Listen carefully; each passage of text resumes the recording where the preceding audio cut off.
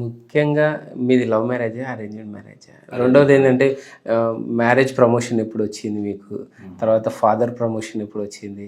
తాతయ్య ప్రమోషన్ ఎప్పుడు వచ్చింది? వీటి గురించి కొంచెం మీ పర్సనల్ లైఫ్ గురించి కూడా కొంచెం యాక్చువల్గా నేను 1983లో నా ఇంజనీరింగ్ అయిపోయింది, first BE civil engineering.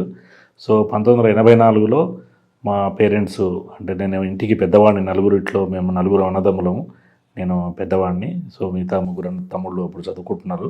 So నేను కూడా చదువు అయిపోయి జస్ట్ ఇంజనీరింగ్ బయట ప్రైవేటు కన్స్ట్రక్షన్ సైట్ ఇంజనీర్గా వర్క్ చేస్తూ ఉన్నంటిని.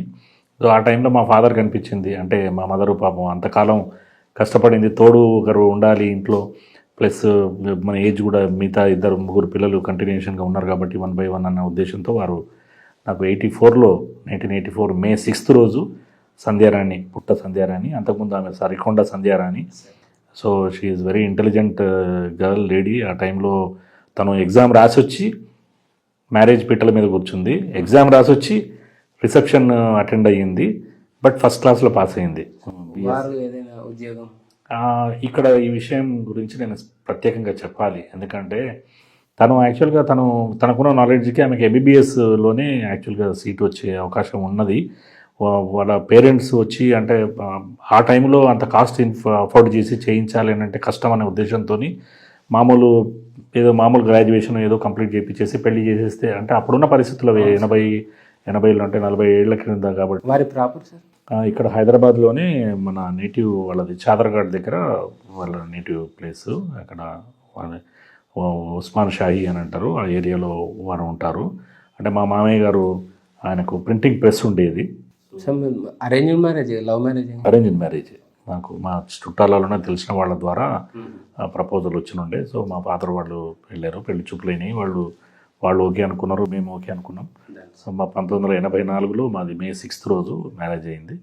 సో అట్లా ఆమెకి ఉద్యోగం చేయాలని మనసులో ఉన్నా కానీ నా మనసు ఎరిగి రేపు పొద్దున, అంటే నేను ఇద్దరం డిస్కషన్లో మాట్లాడేటప్పుడు రేపు ఉద్యోగం విషయంలో వస్తే, ఆ టైంలో ఉద్యోగం లేడీస్ చేయడం అనేది చాలా రేర్గా ఉండేది, తక్కువ, అంటే చేసేవాళ్ళు బట్ చాలా తక్కువ.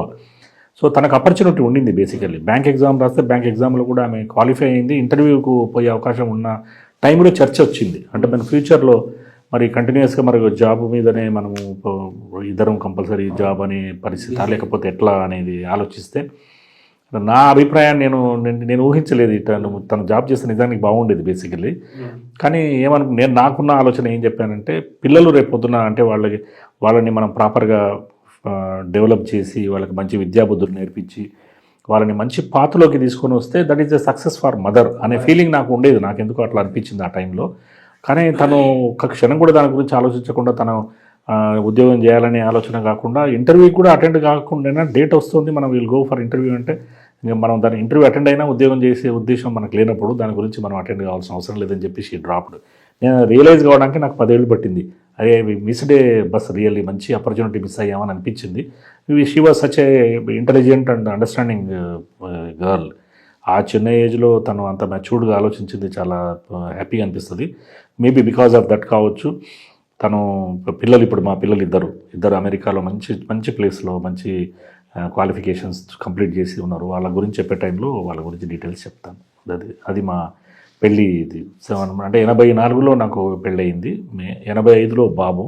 మళ్ళీ ఒక 4 ఏళ్ల గ్యాప్ తర్వాత 1989లో పాప పుట్టింది. బాబు అశ్విన్ చంద్ర పుట్ట, తర్వాత పాప స్వాతి సిద్ధుల ఇప్పుడు పెళ్ళయిన తర్వాత. అంతకుముందు పుట్ట స్వాతి.